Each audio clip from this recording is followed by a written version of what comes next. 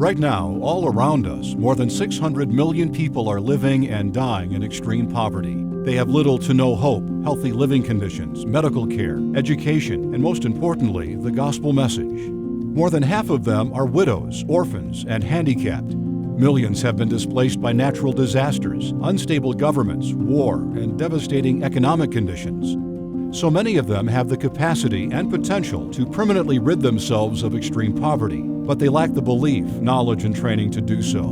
Before us lies an opportunity to witness the fundamental reshaping of developing nations. In order to eliminate poverty on the global level, various efforts and approaches are needed at the local level. Your ministry can extend its reach, impacting this generation and those yet to come.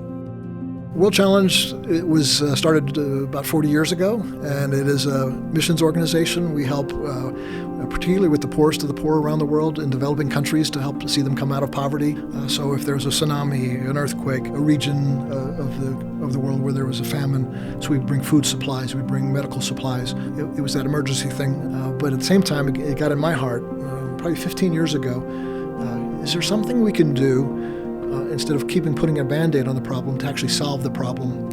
For me, I realized that the core of this was the issue of hope. They didn't believe any longer that they had any potential of coming out of this kind of life that they were stuck in. So what we did is we started going into these villages, communities, urban areas, and we would meet with anybody that was open to saying, we want to see something change. We would get a white piece of paper out or a whiteboard and just begin to list, what are the problems in this community? And then we'd switch around, what are your potentials? What do you have that you can do this? Well, we're really good at farming, or we're by some ponds that have really good fish.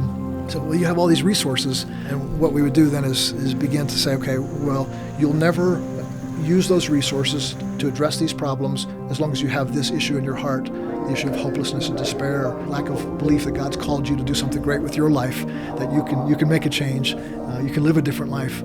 I go into villages now and I see water wells and schools and clinics and orphanages. Now, we were instrumental in helping make that happen, but sort of in a secondary role. We were the support system for them. God was using them.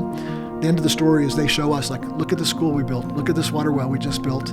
They have community ownership. There's a godly sense of pride, not the arrogant kind of pride, but the good kind of pride is, God, you used us to do this. And they're very grateful. They give us a lot of thanks, saying, thank you for coming, but thank you for not just doing things for us that we could do for ourselves.